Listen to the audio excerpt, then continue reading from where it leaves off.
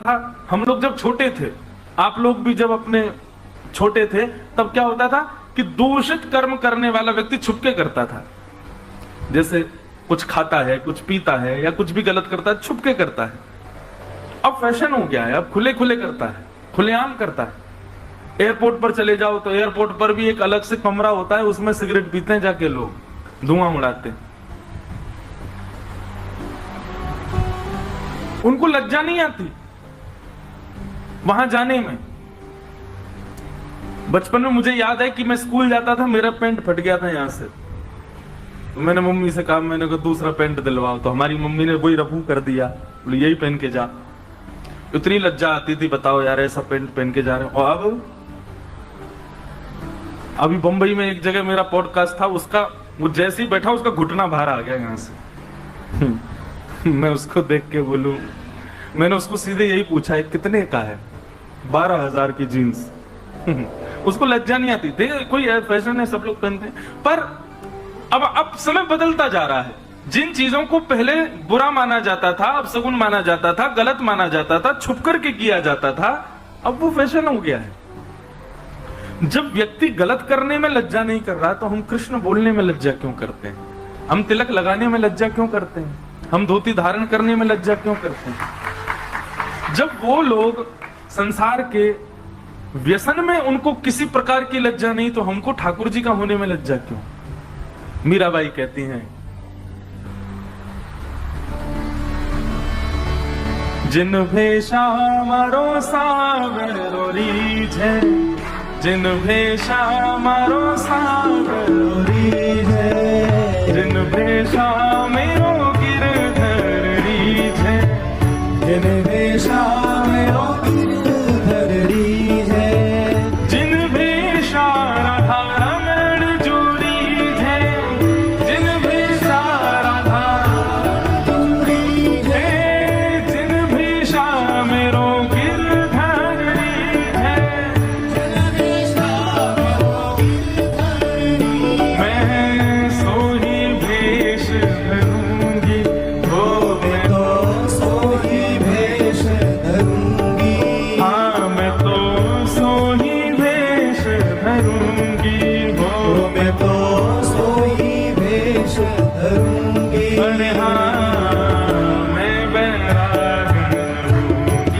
हूँगी, मैं बैरागन, हाँ हूँगी, मैं बैरागन हूँगी, मैं बैरागन। देखो, अब आप लोग कथा के कारण ऐसा वेश धारण करके बैठे हो, कथा के कारण। वास्तव में ये मान लीजिए कि जिस दिन कोई कारण नहीं होगा ना इस वेश को धारण करने का, समझ जाना ठाकुर जी मिल गए आपको। किसी कारण से, किसी ओकेजन के लिए, या फिर तीर्थ में जा रहे हैं, धाम में जा रहे हैं, उत्सव है तो ऐसे बन रहे हैं, तो समझो कि अभी ठाकुर जी दूर हैं, लेकिन कोई कारण नहीं है, बस अब नित्य का समय हो चुका। अब मैं अगर तिलक हटा दूं अपना, बहुत विचित्र लगूंगा मैं। मेरा स्वरूप का अंग, जैसे आप अभी जो सामान्य लोग यहाँ बैठे हैं, उनके बाल काट दो तो वो अजीब लगेंगे, उनकी आईब्रो बना दो तो वो अजीब लगेंगे, उनकी नाक काट दो तो वो अजीब लगेंगे, मतलब उनका तन की कोई स्थिति हटाओगे तो वो अजीब लगेंगे। पर वैष्णव केवल तिलक मात्र हटा दे तो ऐसा लगेगा पता नहीं क्या हो गया है, कुछ उजड़ गया है। इसका मतलब क्या है? भगवत चिन्ह अब मेरे स्वरूप का एक अंग हो चुका है, अब मैं उसके बिना रह नहीं सकता, मेरी पहचान बन चुका है। ठाकुर जी का अंकित चिन्ह मेरी पहचान बन जाए, इससे बड़ा और क्या संकेत हो सकता है कि ठाकुर जी ने मुझे स्वीकार कर लिया। इसलिए भैया विचार मत किया करो, दफ्तर का विचार मत किया करो, ऑफिस का विचार मत किया करो, कौन क्या कहेगा। अरे कुछ तो लोग कहेंगे, लोगों का काम है, लोग तो ऐसी बात बनाते रहेंगे, पर आप ये मत विचार करो कि कोई और मुझसे रीझे, मैं ऐसी पैंट पहन के जाऊं, टी शर्ट पहन के जाऊं, क्लाइंट मुझसे रीझ जाए, मेरा बॉस मुझसे रीझ जाए, या वो लड़की मुझसे रीझ जाए, या वो लड़का मुझसे रीझ जाए। काय को करना है ऐसा वेश बना करके रहो, बाकी कोई रीझे ना रीझे, पर श्री जगन्नाथ जी रीझ जाए। जिन भेषा मेरो गिरधर रीझे, जिन भेषा मेरो गिरधर रीझे, जिन भेषा मेरो साहिब रीझे, जिन भेषा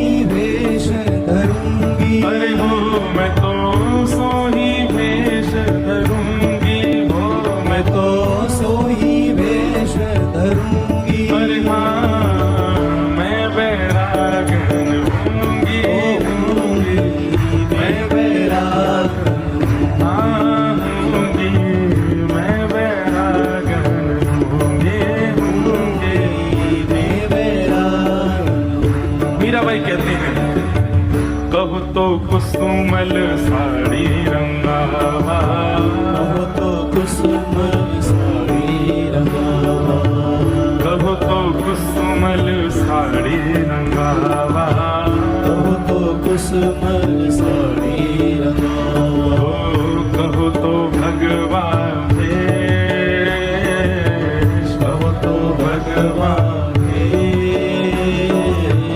कहो तो भगवान भेष, कहो तो भगवान ओ कहो तो मोतियन मांग भरावा, कहो तो मोतियन मांग भरावा, कहो तो मोतियन मांग भरावा, कहो तो मोतियन मांग भरावा, ओ कहो छिटकावा केशवला, कहो छिटकावा